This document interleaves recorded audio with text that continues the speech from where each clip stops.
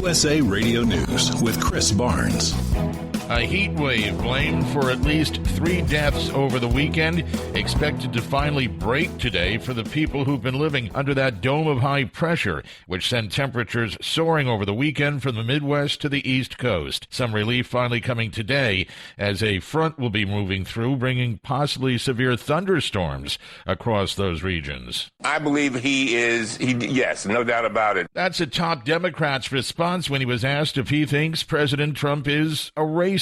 Maryland Representative Elijah Cummings speaking on ABC's This Week, also defending the so-called squad, the 4 Democratic women of color in Congress who President Trump's been feuding with. These are folks and women who love their country, and they work very hard, and they want to move us towards that more perfect union. USA Radio News. Puerto Rico's governor says he will not seek re-election next year after a week of protests and calls for him to step down.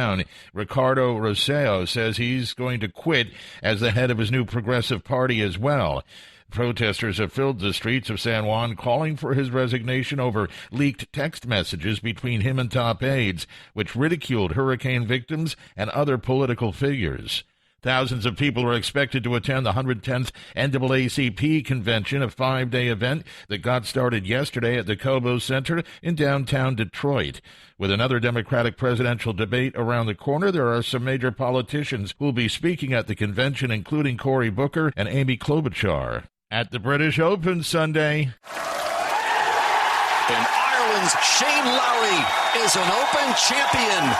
That is heard on NBC Sports. It was Shane Lowry's first major victory in his career. And this is USA Radio News. 2 top Trump administration officials are abroad talking trade. USA's Chris Barnes has the detail. U.S. Secretary of State Mike Pompeo meeting with his Mexican counterpart for trade talks in Mexico City, discussing trade and immigration, as in June, the Trump administration tied trade and immigration together with a threat of stiff import duties on Mexican goods beginning July 22nd if the neighbor to the south does not act to stem the flow of illegal immigrants to the U.S.-Mexican border. Meanwhile, National Security Advisor John Bolton's in Tokyo discussing trade issues between Japan and South Korea. A trade dispute between those 2 U.S. allies has been threatening the global supply of smartphones and memory chips. For USA Radio News, I'm Chris Barnes. A new law in Oregon allows students to take mental health days now, just as they would sick days. The teens behind the bill say it's meant to respond to a mental health crisis throughout all schools. Governor Kate Brown signed the measure into law. The Oregon Health Authority reports suicide as the second leading cause of death among those in the state